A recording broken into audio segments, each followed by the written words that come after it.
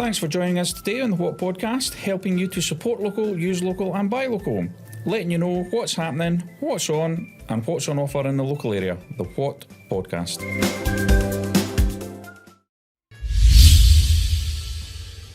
Welcome to the What Podcast. My name is Liam Stone and the What Podcast is brought to you by whatoffers.co.uk, the local podcast dedicated to sponsoring local businesses wherever you are. So support local, use local and buy local. Today's podcast is a special podcast brought to you with our special guest, Stevie Agnew, legendary local legend and son of the last remaining member of Nazareth. So welcome, Stevie. Thank you very much for joining us today. Thanks for having me, Liam. I appreciate you taking the time out of your day to come in and see us. I know you're a busy man. I just wanted to obviously have a chat with you today about what you've obviously been up to. I know you've obviously got a lot on the go at the minute, and I wanted to have a wee chat about our platform as well to get your view on how you think that might help or work for people in sort of the business that you're in. Yeah, great stuff.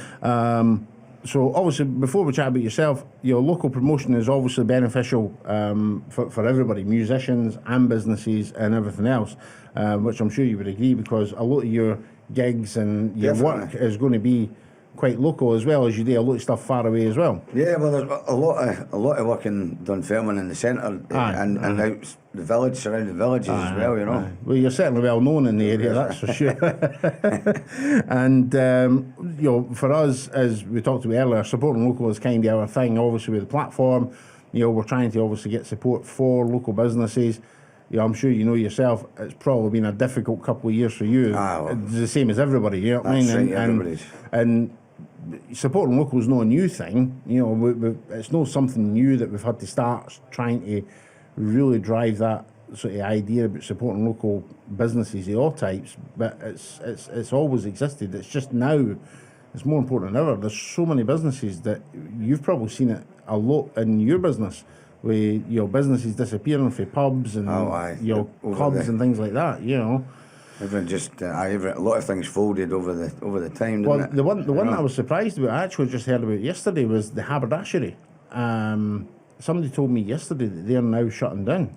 Is that shutting down? That's what I was told yesterday, but it was only about a year and a half ago, because one of the people that used to do a bit of work with us, they had actually been involved in the refurb, because the people that own the haberdashery had just done a massive refurb in it, done the beer garden, done inside, done everything, spent a lot of money on the place, and now it's apparently shutting down.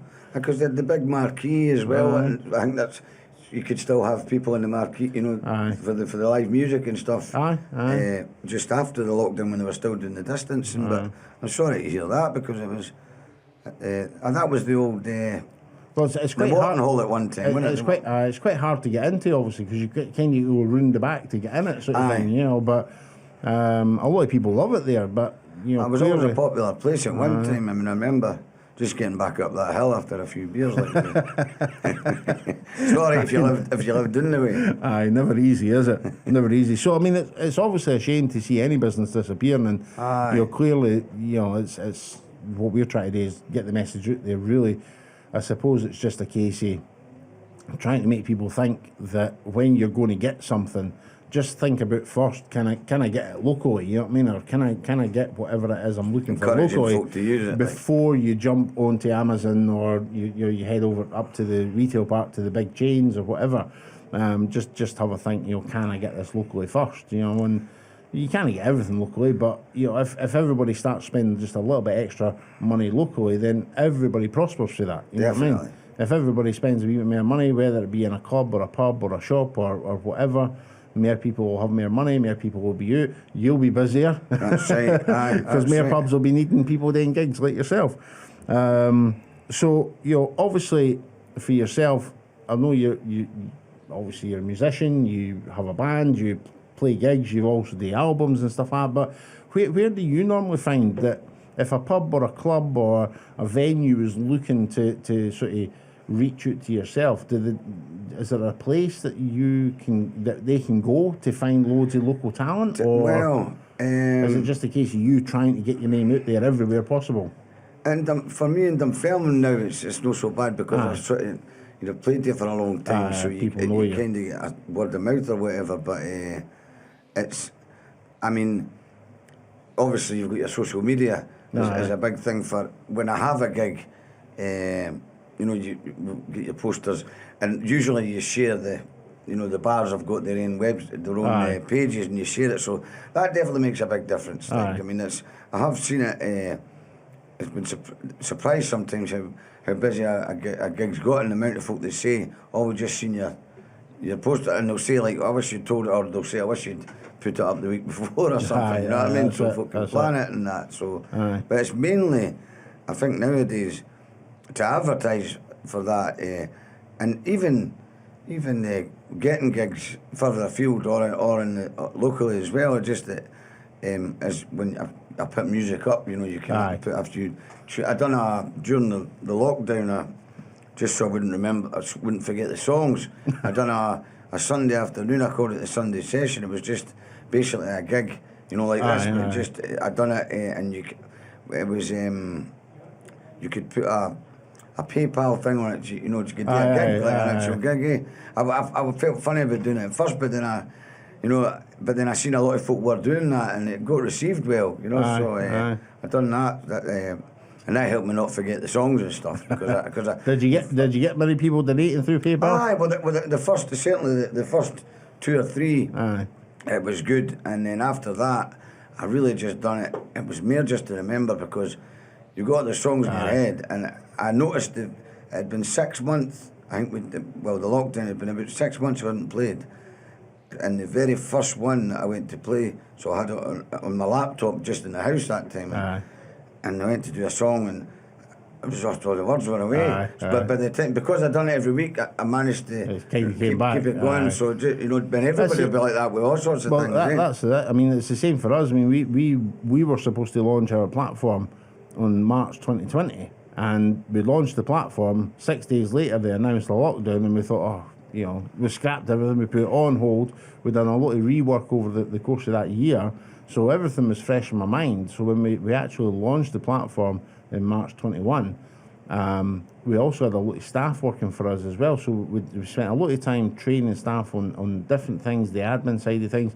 But I probably spent about 4 months that really we weren't talking much about the platform. We were just talking about the processes, and we were managing people and things like that. And then when we got to talking about the platform like 6 months later, I'm thinking, can't remember everything that's on the platform, and that's my own business, you know. So I understand it's unless you're practicing something that does, it is easy to forget, you know. It's not like the alphabet that's just there in the back of your head. You know what I mean? It's something you will forget if you're not using it. If you don't use it, you lose it, I suppose. I mean, obviously, like talking about you promoting yourself. Obviously, this is what we're doing. Is where obviously, you know, for example, a musician or a band. We do have a couple of bands on the platform. Obviously, we've got yourself on it as well. But this is where you can obviously put in all your, you know, links to, you know, wherever you've got your information online, music, stores, and stuff. Get your places that you work with regularly. You can put all your events on, so you can schedule all your events in the calendar, and that's public, so everybody knows exactly where you're going to be and what you're going to be doing and things like that. You know, so.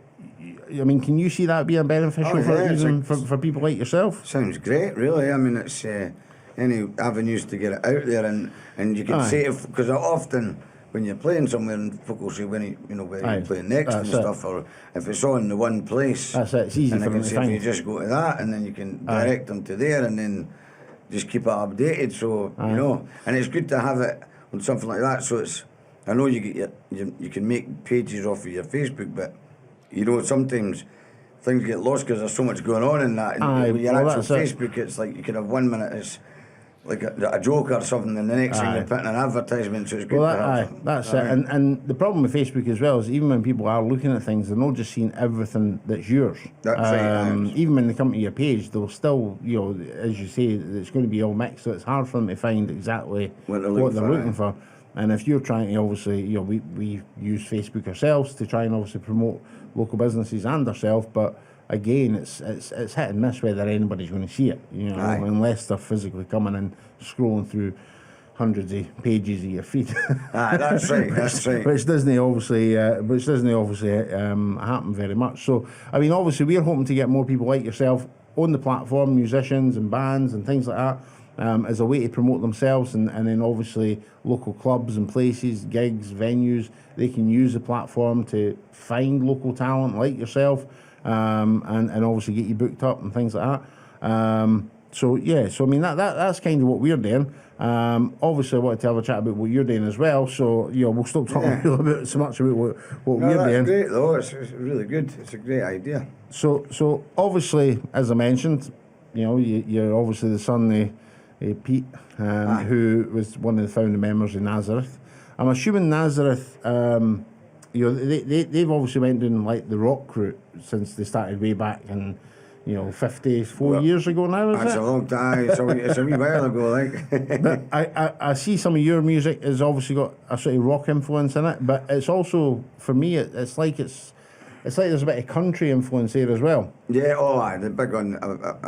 I like a lot of different stuff across the board, but I mean, I love all the rock stuff as well, and it's obviously big influence from my dad over the years, like with him playing, it was watching them playing and stuff. But even like say, I mean, obviously they're a hard rock band sort of thing, but there is. I mean, there's the amount of albums I've done. There's a lot of stuff that's kind of country based and country sounding. They're just releasing new stuff as well, currently, aren't they? They've got a new. They've just brought another new album out just the other now. Surviving the Law. I've seen that. It's a cracking album. And your brother obviously plays in the band He's as well. The drummer. So. He's the drummer nowadays. So Dad's the only one that's still playing in the band, if you like. Did you never aspire to be part of the band? Is that not something you ever really wanted? Well, I mean, the style, the singing. I mean, Dan sings away up.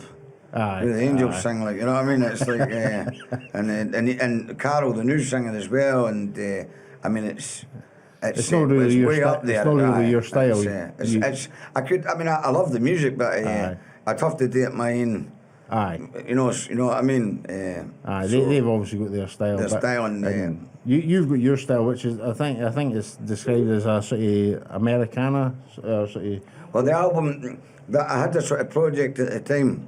I'd done those two albums. We were totally aiming at the Americana thing, but I mean, I've tried, like different styles. But I suppose my sort of, I love all different kind of music. But we've got a new sort of project out now that but we've not really done a lot with it yet.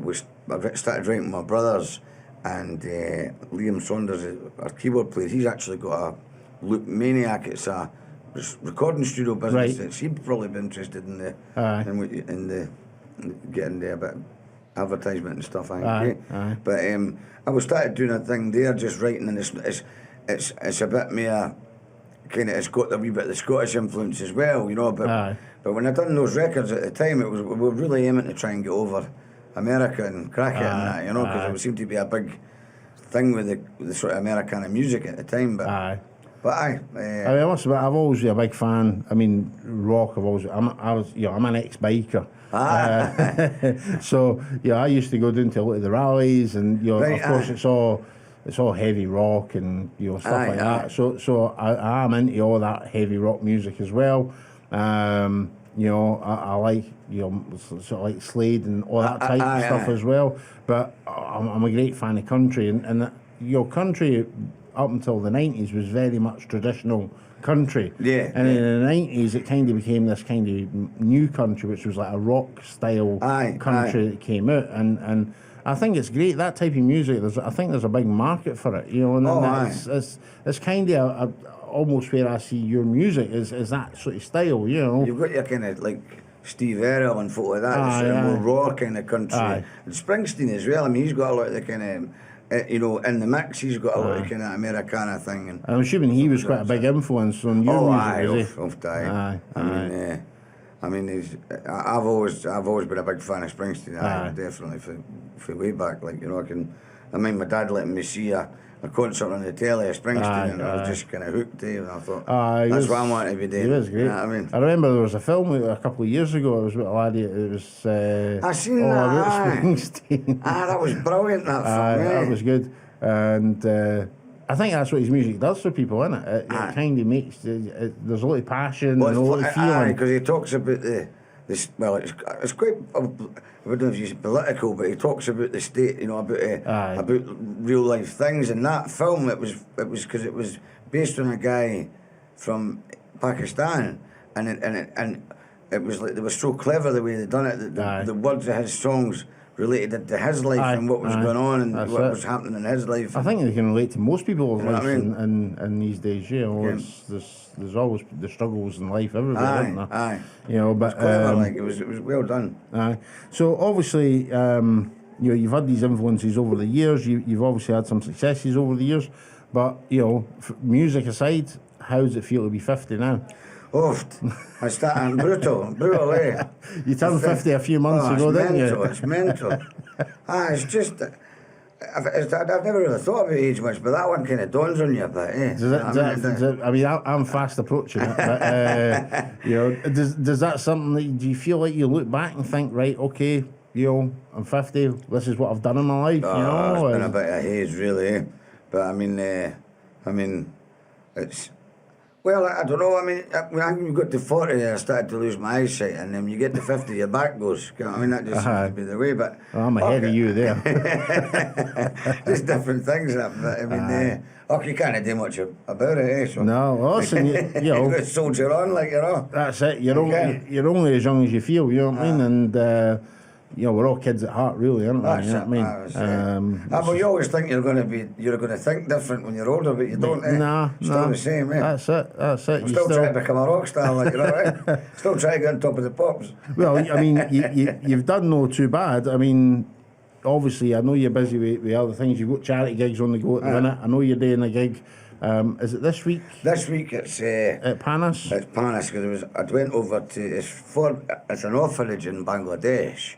And what had happened is me and my friends had went over. I got invited over. My friend Naz, who's actually a councillor now for he's a councillor for the SNP now. Right. Make sure I get that right with what I'm saying. Get that right. So he's doing that, but.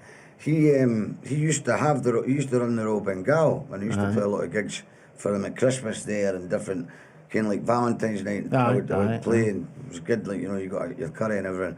Anyway, they invited me over just to sort of experience it over in Bangladesh, and I mean it was amazing, but it's an eye opener, like it's unbelievable. It's a different life. I mean, see how busy the roads. At one point we're driving along, and then the guy just turns round onto the head-on traffic and just starts driving it, you know, and they're all beating each other. It's like something Indiana Jones in the film. But eventually you get used to it. It's almost like you feel like it's a virtual camera, because things are just flying past you. The health and safety department would have a field day over there. Well, the thing is, they all work like, see, the kind of thing that I noticed though, that, you know, when you hear them all peeping, and but they're actually, it's like signalling. You know, it's like they're all peeping, it's not like aggressive. They're actually... there is method in that. They work together. It's incredible. It's a system. It was the same. I went to Thailand. I remember the very first time I went to Thailand, I was driving and I was going along and this guy's flashed his lights at me. Now, obviously here, you know, when somebody flashes their lights, it's usually meaning, you know, right, you go and I'll wait. Aye. But I went to start driving when this guy flashed my lights, and she's like, no, stop. What is it? She says, he's flashing the lights. I says, well, that means I can go. He says, no. When we flash the lights here, that means you better stop because I'm coming. And I'm like, all right, okay, cool. Different system, but you know. And so, I mean, it was the people. I was so friendly. I mean, it was really, you know. I mean, I felt really welcomed in that. But we went at one point and we visited this orphanage, which was up for Naz's family is originally from this area and stuff, and they've done a lot for the community there and stuff, you know. Anyway, we went to visit, but it's, you know, it hits home when you see that, you know. It's not the best. It's not the best. In fact, you know how it. So they wanted to build a new one. So I think you were saying. I think if I remember reading, there was a lot of flood damage, and then there was the floods after we left. There was the floods and that. So and there was, you know, folk there. One of the guys that I was singing with over there, I've done a few videos with brilliant wee guys, a star like this wee guy singing. we sort of like Indian, almost like trance music, sort of, you know, that kind Right, of aye. sort of brilliant. But I mean, his whole house got flooded out and everything, and you know, just things like that. That's So it. anyway, I think they're talking about with the orphanage with the flood. So we've got this gig on Friday. So what we've got two bands. Well, myself and my keyboard player Liam Saunders, and then there's Elaine Shorthouse and her son Robert Shorthouse. They're actually the band is called Shorthouse, but they're just doing a covers thing for this. But they've got a stand-up comedian as well. And you get your dinner and all that as well. So it's but it's 50 quid a ticket. But if you think about all the different things, it's not bad, it's not bad. And obviously the proceeds, I'm assuming, are it's the main thing, are all obviously to try and help the kids over. That's right, and we'll get over there. We're going to actually go over with the money, so it doesn't, you know what I mean. So it all just goes right to them, sort of thing. I know you do quite a few different gigs for different charities. I've seen some of the stuff you've done, and try and do, so, and there's always. I mean, Billy George's a guy, a local guy. He's good for. He's always patting on charity, different things, and Leroy Day is a big one. It was for a guy that died years ago. That was in Billy's band, and every year they have a big charity gig for what happened to him. I think they maybe do it for different charities now every year. And I try and do so many that you can get, because obviously your work's the Friday, Saturdays and that. But you can usually go in and do a slot. They usually have a band. You can always get in and do a slot here and there. It's a little bit, isn't it? It helps. But I hope your gig goes well this weekend at Panis. Cheers. I hope cheers, is everybody booked up? Do you know if all the tickets have been sold? It's been a slow one. It's getting there. It is getting there, but this will help hopefully. Getting this out there, and I've done a wee video thing just sort of talking about it that they put together for us, which has helped a bit. And there's folks saying they're going and different things. Saying that you didn't like to pest the folk either, but it's like we're putting. It's for a good cause, though. It's for a good cause. And I'm sure it'll be a great night out for everybody that goes along as well. It'll be a great night. So hopefully you get all the tickets sold out anyway. Cheers. I hope so. Fingers crossed that goes well to you. I know obviously after that you're going to have other stuff to do, but you're fully booked up in September out to Fuerteventura. So is that all the clubs and pubs out there, the whole month booked up? It's a place, McCarthy's Bar, that would do everything. And it was actually my mate Danny got married. Well, he moved over there at one time and he got married over there. And I went over and played his wedding. And his pal owned the pub, this pub, so he's seen us. So it's a great setup. I mean, you get your 6 nights a week, you're 9 to 12, 6 nights a week. And then you're in the sun all day, just wandering about. So I've done it. I've been over a couple of times, and you get your apartment and all that. It's great. You get in the swimming pool and just. It's like should have done it years ago. Just a wee working holiday. Well, that's something you're saying about the 50 thing. When I first went a couple of years ago, or 2 or 3 years ago, when I went over there, I'd never really travelled about really. I'd always just kind of gigged, and I thought, I should have done this years ago. Well, I mean, obviously you've got September booked up. Have you got any other stuff going on this year? I've got.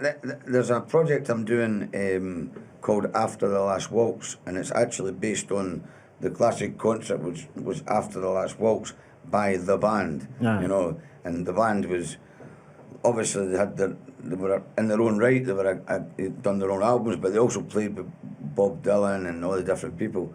The final concert, they had loads of guests on, and that. I mean, it's like 1977 or something like that.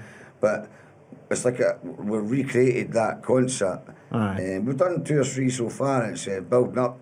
It's more of a niche one than, like, other guitarist is also in just Beatles. He's in the Beatles one.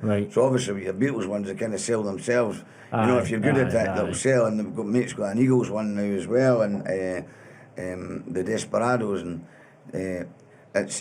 but this one is fine, but it just takes it's a niche, but it's getting people to know it and getting it out there, and there's obviously we've got one coming traction. up. We've actually got one coming up.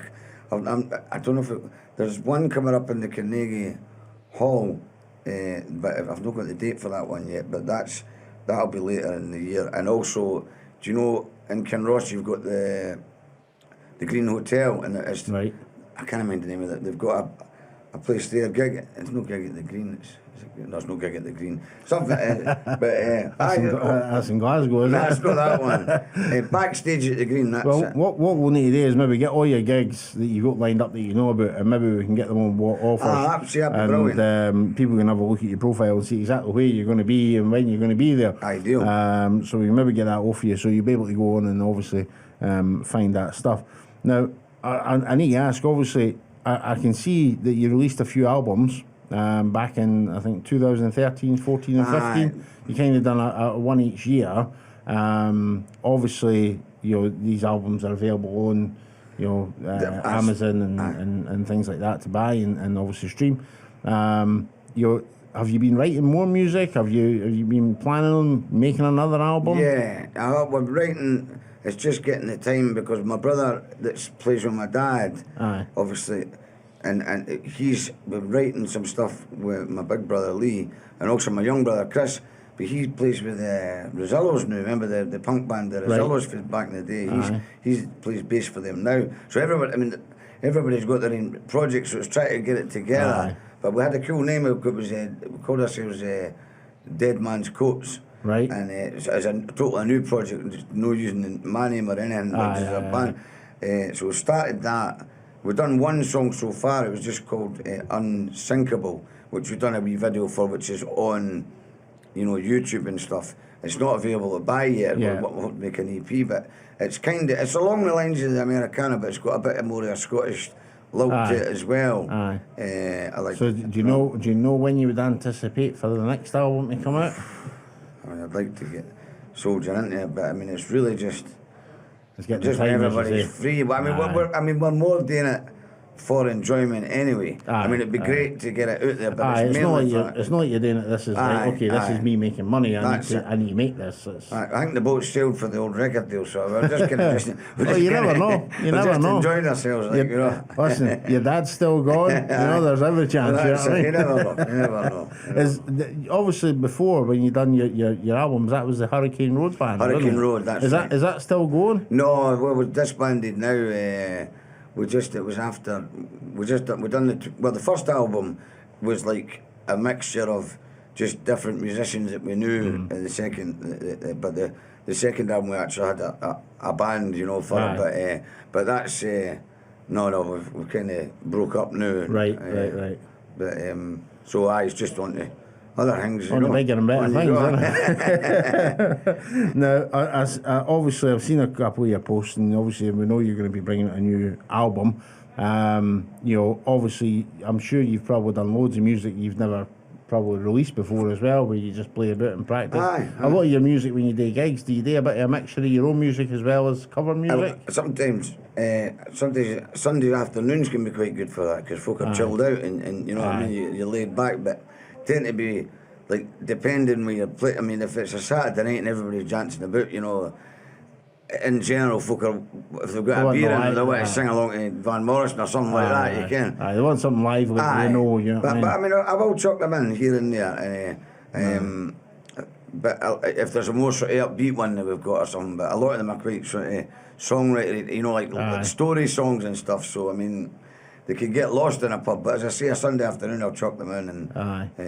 But I tell you what, I managed to had a bunch of CDs that sell over the lockdown was quite good. Folk are just because we had just spares sitting for the time and that. So it's most folk get things buy things online now, rather than CD. It's all through the download it for Amazon or whatever. I think if we'd done another one now, we probably wouldn't even get it done in hard copy. I would like to get some of it done. Loads of folk get limited edition vinyl, Well, that's it. The vinyl's coming back now. I'd like to do that. I remember years. I had a massive collection years ago, and they just all got lost over the years. But for I don't know, 20 years we never seen vinyl, and then all of a sudden it's now coming back again because people love that authentic sound, the crackling, the vinyl. It's warm. It's a warm sound.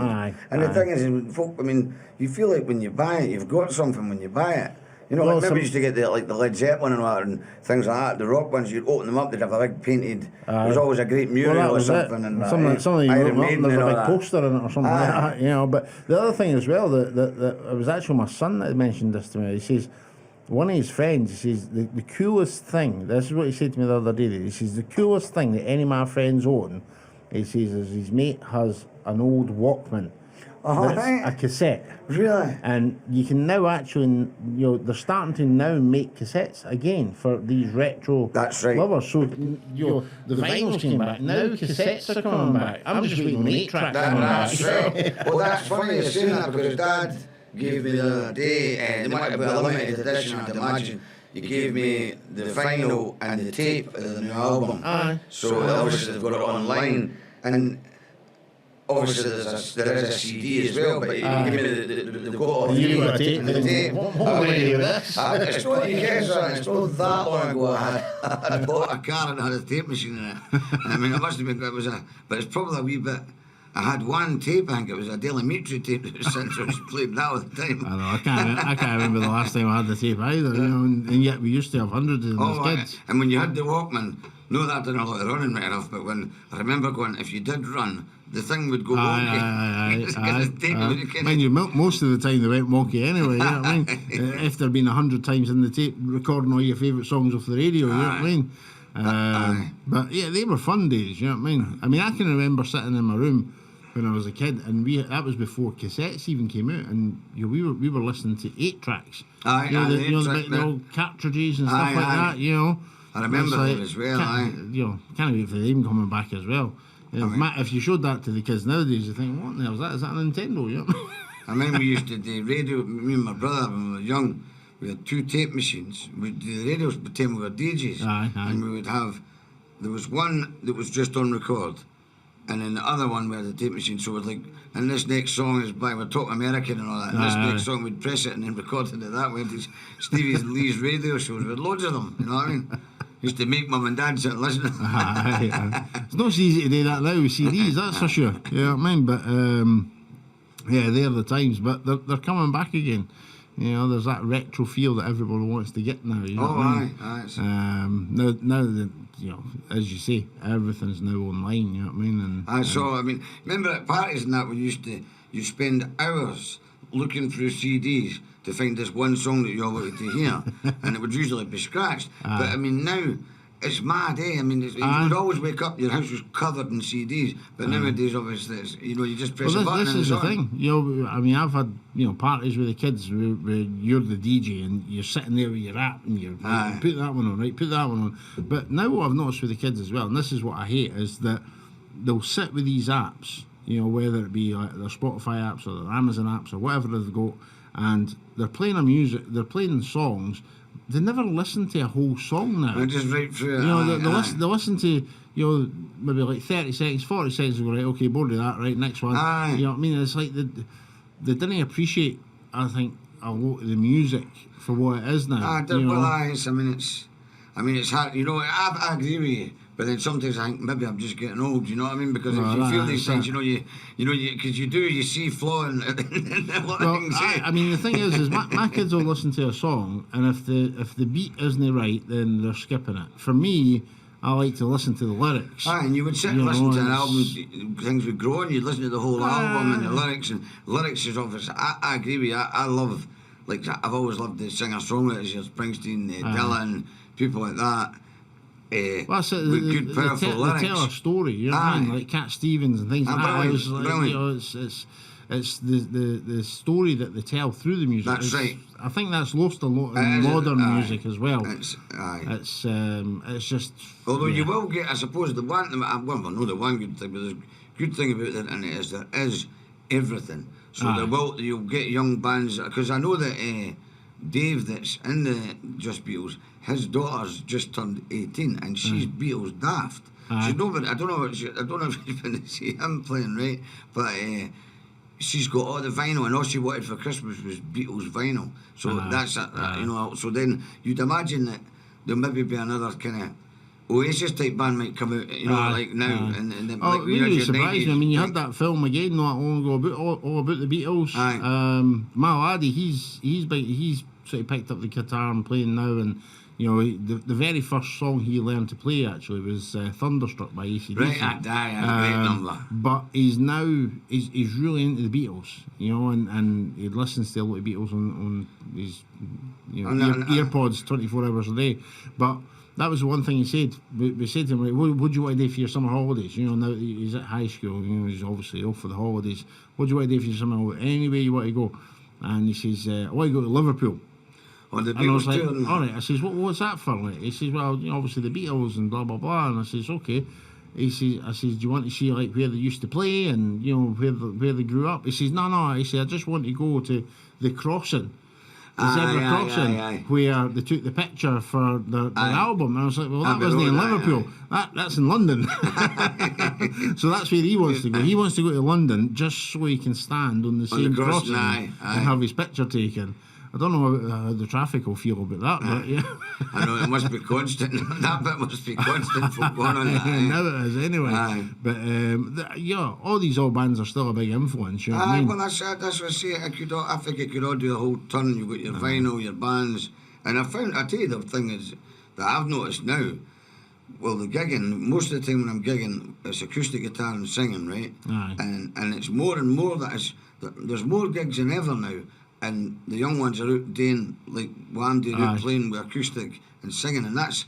But at one time, it was like most acts. It was back in, they would have the CD and the singing, but it's so that doesn't seem to be as you don't see that as much. No, it's no. awful. Which I remember that when I was younger. I mean, I'm going back 30 odd years ago, but.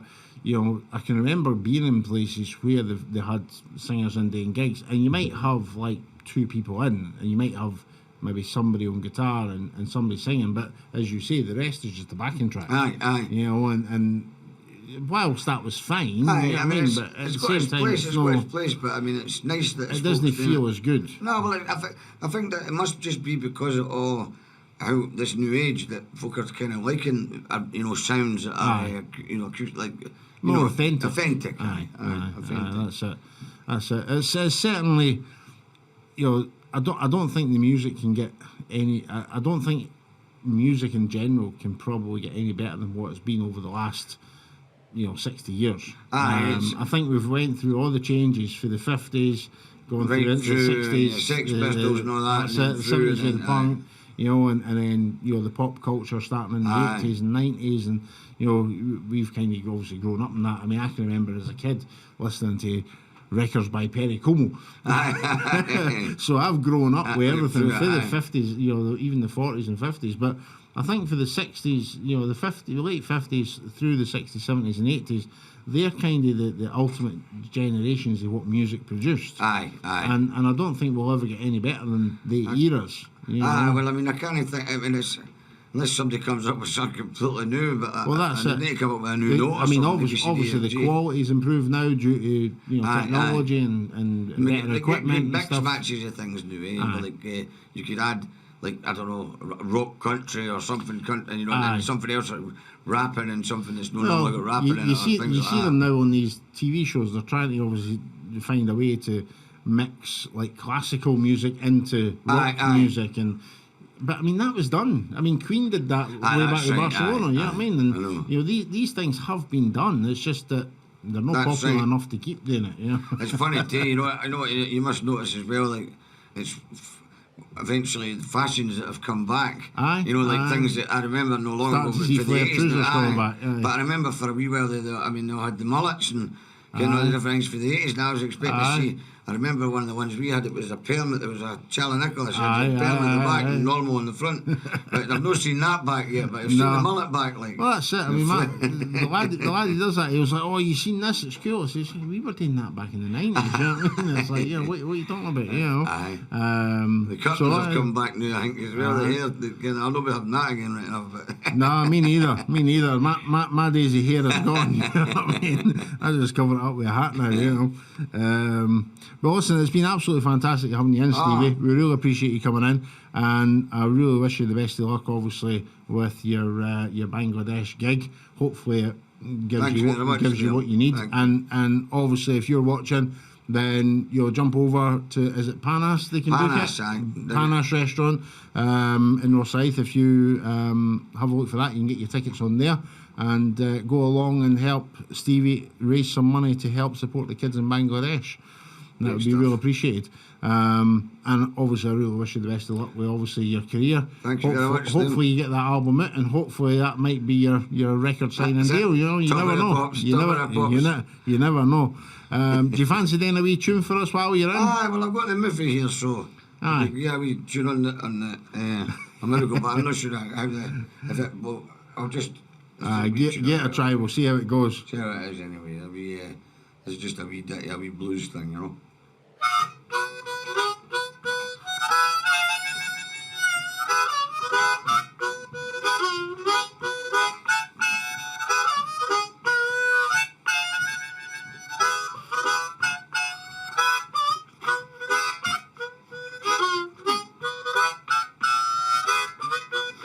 Hush, little baby, don't say a word.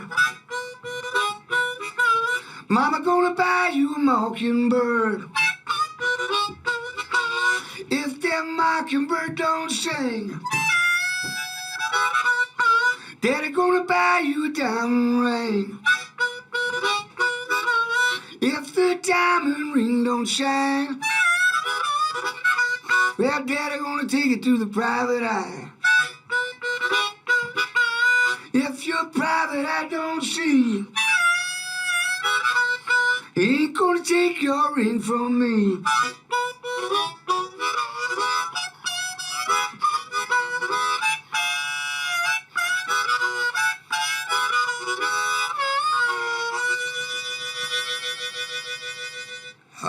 But rough this time of day, but you get the gist of it. You get the gist of it. Listen, that was absolutely fantastic, Stevie. Listen, if you want, I'd pay 50 quid to go and see that. You go and pay 50 quid, get down to Panas and go and see Stevie this week and help support his cause. Thanks again, Stevie. For having me. And Thanks hopefully you'll come back and tell us how you got on. Definitely. Later in the year.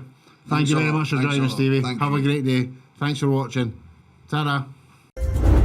Thanks for joining us today. Remember, whatever you need, head over to whatoffers.co.uk or what.live to see more of our podcasts, and join us again to see what's up next.